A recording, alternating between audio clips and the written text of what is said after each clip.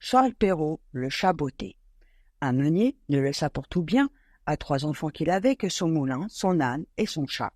Les partages furent bientôt faits. Ni le notaire, ni le procureur ne furent point appelés, et ils auraient eu bientôt mangé tout le pauvre patrimoine. L'aîné eut le moulin, le second eut l'âne, et le plus jeune n'eut que le chat. Ce dernier ne pouvait se consoler d'avoir un si pauvre lot. « Mes frères, disait-il, pour vous gagner leur vie honnêtement en se mettant ensemble. Pour moi, lorsque j'aurai mangé mon chat et que je me serai fait un manchon de sa peau, il faudra que je meure de faim. » Le chat, qui entendait ce discours, mais qui n'en fit pas semblant, lui dit d'un air posé et sérieux, « Ne vous affligez point, mon maître. Vous n'avez qu'à me donner un sac et me faire faire une paire de bottes pour aller dans les broussailles, et vous verrez que vous n'êtes pas si mal partagé que vous croyez. » Quoique le maître du chat ne fît pas le grand fou là-dessus, il lui avait vu faire tant de tours de souplesse pour prendre des rats et des souris, comme quand il se pendait par les pieds, se cachait dans la farine pour faire le mort, qu'il ne désespéra pas d'en être secouru dans sa misère. Lorsque le chat eut ce qu'il avait demandé, il se botta bravement et mettant son sac à son cou, il en prit les cordons avec ses 2 pattes devant et s'en alla dans une garenne où il y avait grand nombre de lapins. Il mit du sou et de l'insu dans son sac, et s'étendant comme s'il était mort, il attendit que quel jeune lapin, peu inspiré encore des ruses de ce monde, vint se fourrer dans son sac pour manger ce qu'il avait mis.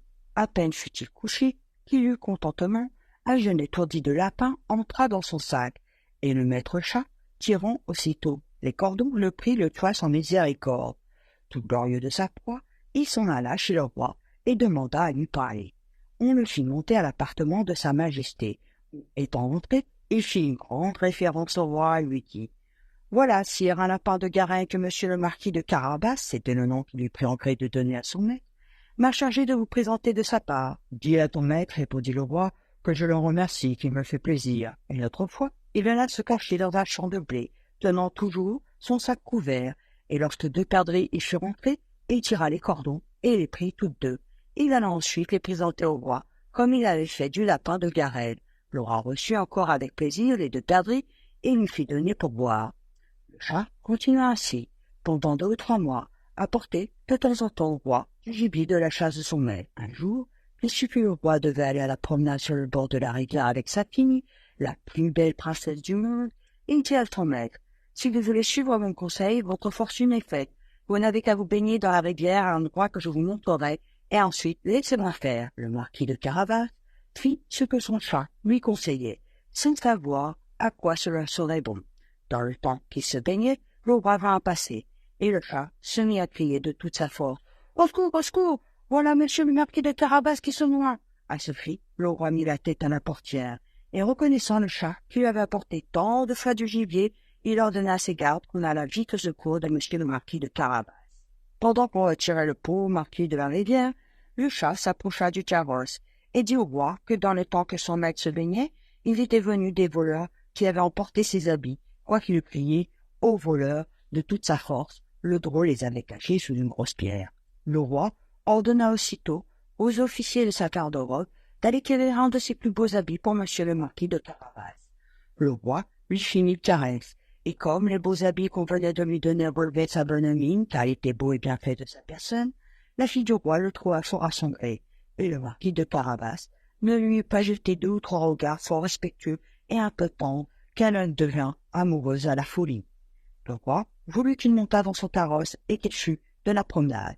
Le chat, ravi de voir que son dessein commençait à réussir, prit les devants, et ayant rencontré les paysans qui fauchaient un pré, il leur dit « Bonnes gens qui fauchez, si vous ne dites au roi que le pré que vous fauchez appartient à monsieur le marquis de Carabas, vous serez tous hachés menus comme chair à pâté. » Le roi ne manqua pas de demander au faucheur à qui était ce pré qu'il fauchait. « C'est à monsieur le marquis de Carabas, dirent-ils tous ensemble, car la menace du chat leur avait fait peur. « Vous avez là un bel héritage, dit le roi au marquis de Carabas. « Vous voyez, sire, répondit le marquis, c'est un pré qui ne manque point de rapporter abondamment toutes les années. » Le maître chat, qui allait toujours devant, rencontra des moissonneurs.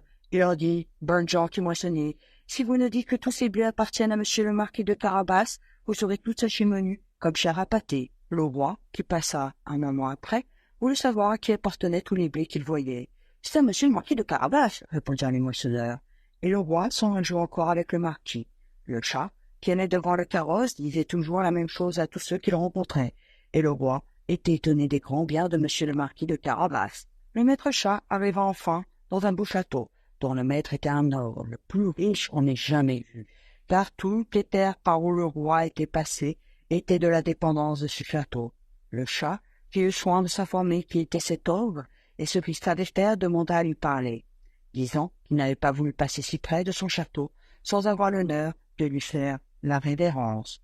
L'ogre le reçut aussi civilement que le peut un ogre, et le fit reposer. « On m'a assuré, dit le chat, que vous aviez le don de vous changer en toutes sortes d'animaux, que vous pouviez, par exemple, vous transformer en lion, en éléphant. »« Cela est vrai, répondit l'ogre doucement, et pour vous le montrer, vous m'allez voir devenir lion. » Le chat fut si effrayé de voir un lion devant lui qu'il gagna aussitôt les gouttières non sans peine et sans péril à cause de ses bottes qui ne valaient rien pour marcher sur les tuiles. Quelque temps après, le chat, ayant vu que l'ogre avait quitté sa première forme, descendit et avoua qu'il avait eu bien peur. « On m'a assuré encore, dit le chat, mais je ne saurais le croire, que vous aviez aussi le pouvoir de prendre la forme des plus petits animaux. Par exemple, de vous changer en rat, en une souris.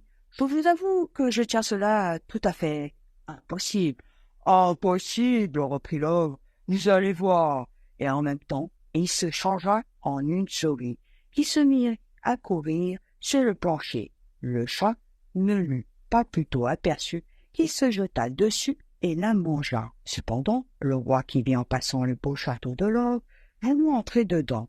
Le chat, qui entendit le bruit du carrosse qui passait sur le pont-levis, courut au-devant et dit au roi, « Votre Majesté, soit la bienvenue dans ce château de monsieur le marquis de Carabas. »« Comment, monsieur le marquis ?» s'écria le roi, « ce château est encore à vous.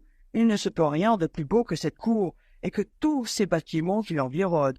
Voyons-les dedans, s'il vous plaît. » Le marquis donna la main à la jeune princesse et suivant le roi qui montait le premier, ils entrèrent dans une grande salle où se trouvait une magnifique collation que l'ogre avait fait préparer par ses amis qui le devaient venir voir ce même jour-là, mais qui n'avaient pas osé entrer, sachant que le roi y était.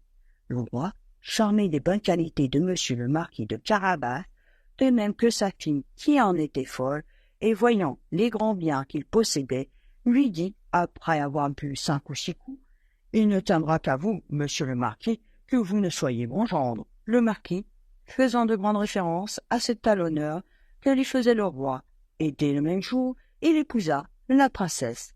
Le chat devint un grand seigneur et ne courut plus après les souris que pour se divertir. Moralité.